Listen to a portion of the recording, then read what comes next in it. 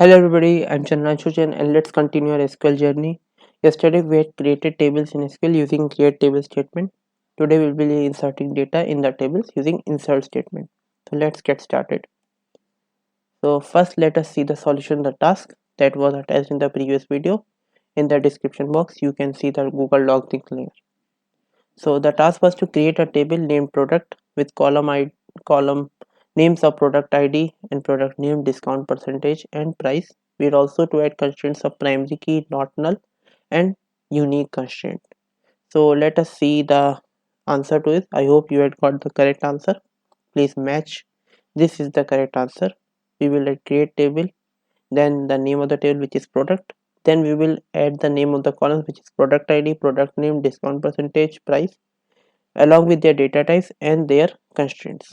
So let us run this query in SQL. So this is the query and we select it and we run it. We see the table is created. If we refresh our database, we see that the product table is there. It has 4 columns as it seems. So this is the correct answer. I hope you get it right. If you haven't, please see the create table video. Now let's start with insert statement in SQL. So what is insert statement in SQL and what are the uses?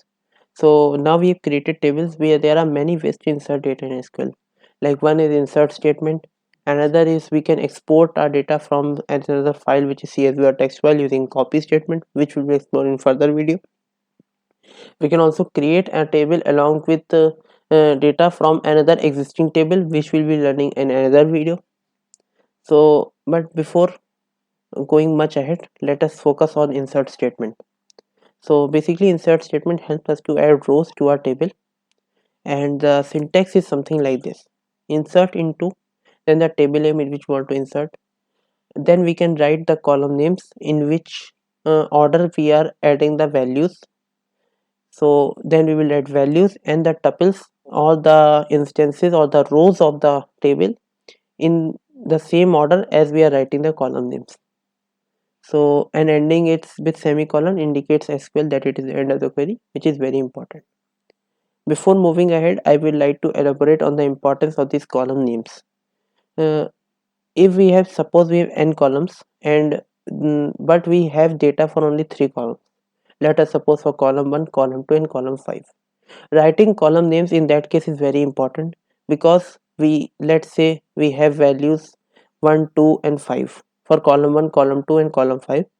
But if we don't write column names, the SQL server will directly put the values 1, 2 and 5 in column 1, column 2, column 3 and put the rest columns to null, because SQL puts the values in the same order as the column specified in the table. If we do not specifically or explicitly tell SQL that it is the order of columns that we are referring to. Similarly, if we have all the data for in columns but the order is not same as that in the table, we need to specify, because otherwise SQL will follow its same rule and put the data as the same order as it is in the columns of the table, not in which we want as the rows we entered. So that is very important to write. But if we have data in the same order as the order of the column in the table, we can omit it as well. So it is always advisable to write the name of the columns and the specific order in which we have our data, but we can skip it in one case only. Let us gain some further insight on this syntax. So two important points to remember is we can add any number of rows, like that is the tuples that we add after value. There is no specific count, like we have to insert only these at one at a time. We can add 1, 2 or any number, it's not specified. And we can also have our tuples of any size, that is if we have n columns, and we can have it for 1 column, 2 column or 5 column or any number of columns. There is not any compulsion that we have to write for all columns in one go. So that is, but the only important point to remember that if we have our data or the rows in order which is different from that of the order of the columns in the table, it's important to specify the column names. That is the important point to remember.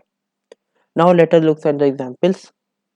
So first example is this: missing column names, and we specify the column names in the uh, tuple of the column names, and we have only one row of data. So this is what we are talking about. We will go to insert, and we will insert data into the customer table. We don't have the customer name. If we remember, we have customer ID, customer name, and phone number, but we don't have the customer name.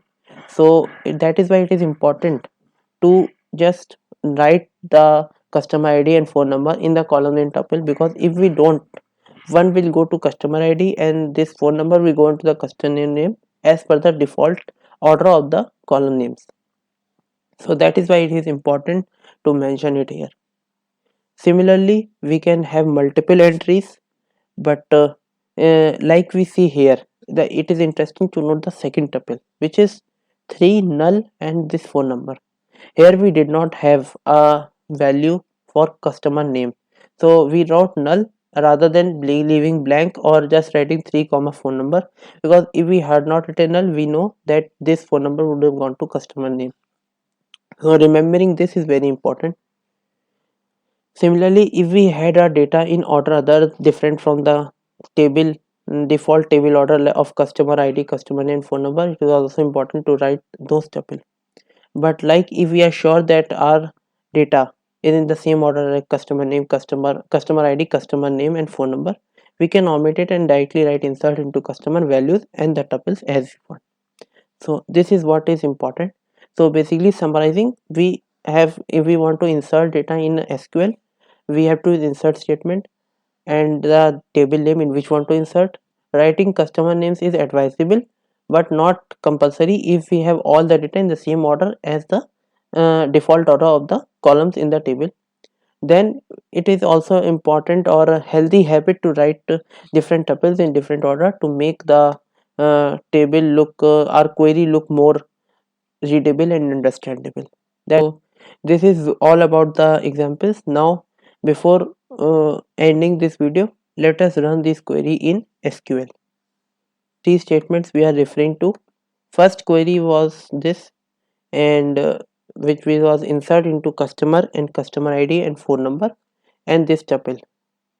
We run it and it insert the first from 0 there is one entry in the data. Now we run another second query.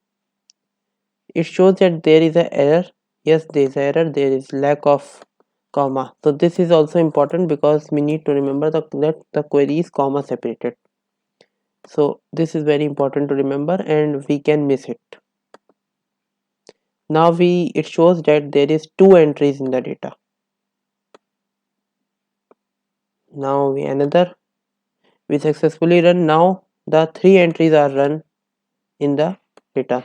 So in total we have now 1 2 3 4 5 6. We have 6 entries in the table. We can view our customer table using a statement which we will exploring in much further video, but I like to tell you, if you want to see the data using the select statement, using the star wildcard from customer. We'll be exploring this statement in further videos, but for now let us run this, and you see that the table is something like this. We have 1 in the customer ID, we have null in the customer name, and we have this phone number. The second one goes to 2 and B is the customer name and this phone number goes here. Similarly, all the remaining rows are are in the table. So this is what the table looks like. So thanks for watching. Please like, share, subscribe, and press the notification icon, and do comment in your feedback if you have any regarding that, what you like to improve in the video, what you wanted more in the video, or if anything you felt was missing. Any feedback is appreciated. Thank you.